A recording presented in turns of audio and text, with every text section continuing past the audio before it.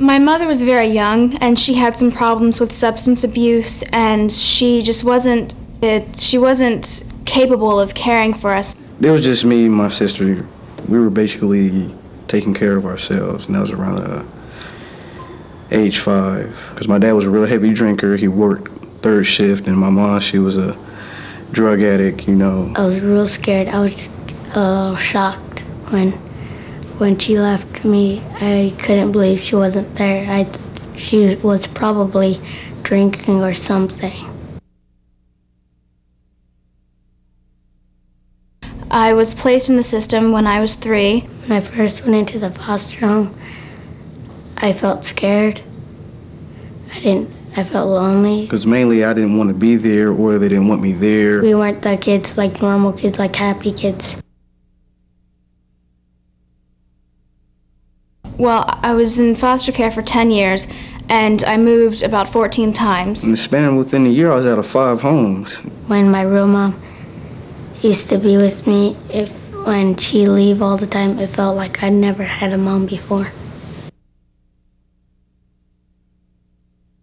Being in a courthouse, you're scared, nervous. It's this big building with all these people. Long hallway, a whole bunch of people, talking about me. It was really difficult. I thought I was never gonna see my brothers and sisters again. You wonder where your mom or dad went, and you wonder where you're gonna end up at, and you just hope it's a good outcome. But most of all, you wanna go home. All kids like me want is a chance. The program is referred to as CASA, Court-Appointed Special Advocates. And that's a rather fancy name for trained volunteers who are appointed by judges to speak for the best interests of a child. In some places we're called CASA volunteers. Other places we're called guardian ad litem. In some places they're also called pro-kids and child advocates. As CASA volunteers, we represent abused and neglected children in juvenile court. I thought, actually, this is the best way that I could affect change for children. There's a great deal of abuse going on, and there's a great deal of children who are falling through the cracks of the system. The system's not perfect. They all are from abused and neglected homes.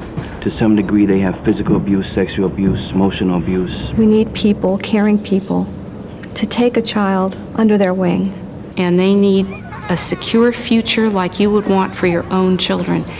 So it just made me more convinced than ever about the value of having a CASA on a case for children. As a CASA volunteer, I am a link between where that child is and where that child wants to be. All kids are happy to have somebody, that'll speak up in court on their behalf, tell the people what they feel and what they want to happen. She became a very stable person in my life. Many of the people around me were changing, foster parents and therapists and counselors and things, but she stayed there, and she was the one familiar face that I could always make out. As a CASA, one of your first duties is to know every single person involved in the case.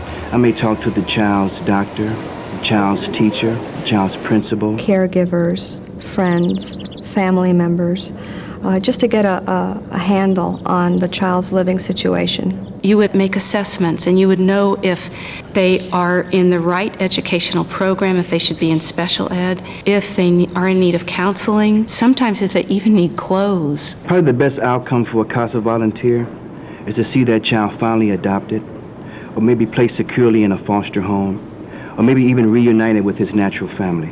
And I can see that they've moved from being so afraid to being a confident child. That makes me feel complete.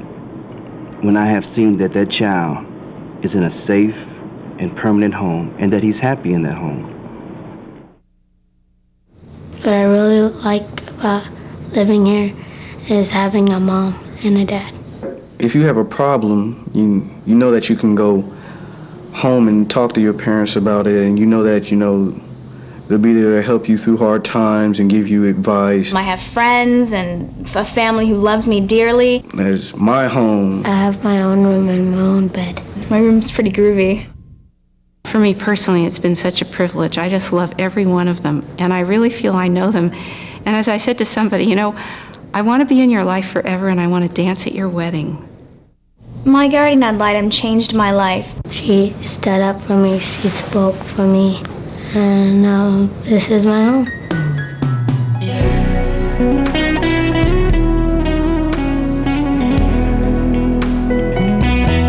We simply must look out for children.